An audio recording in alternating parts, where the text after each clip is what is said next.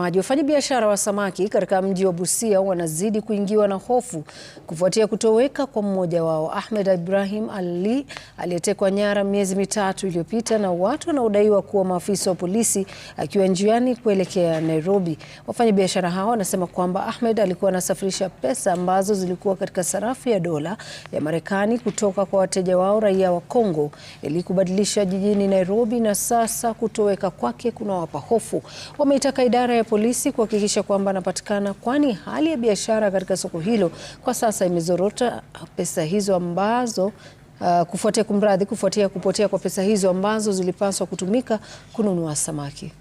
Alikuwa ameshikwa hapa Korinda kwa prison na ni askari wenye wanajulikana kwa makondakta na madriver wa baska. Sasa hiyo ripoti tulipeana, mpaka wa leo hatujapata usaidizi wowote. Tuko na uhakika ako kwa mkono wa serikali, lakini hatujapata pepote chenye yeye ako. Tunauliza kama huyo kijana ako ama kama alishikwa, si haki tendeke, aletwe kotini ama pesa ya wageni wetu irudishwe, kwa ajili hata sisi biashara yetu imerudi chini. Sasa hii Wakongo hawawezi kununua samaki kwa ajili pesa yao ilipotea. Tulimwamini sana, na katika hiyo kumwamini tulikuwa tukimpea pesa zetu na anatusaidia kwa hiyo change, anatusaidia kulipa samaki. Lakini tarehe 25 ya mwezi wa kwanza tulimpea pesa watu wengi sana, tukamkabidhi pesa kiasi mrefu sana.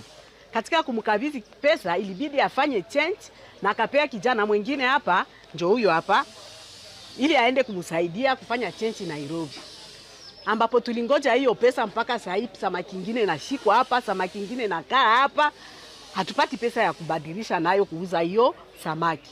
Mimi nafanya biashara ya samaki. Sasa tunatoka Kongo tunakuja na pesa ya Kongo haifanye kazi hapa. Tunatoa pesa ya Kongo, tunachange kwa dola, tunaleta hii dola tunampea dokta. Sasa toka mwezi wa kwanza tulimpea dokta pesa yetu, abadilisha atupee pesa ya Kenya. Hadi saa hii atujue pesa yetu iko wapi. Eti walishika mwenye alibeba pesa. Ndio tunakaa hapa mwezi 3 hii, atupate hata usaidizi wote.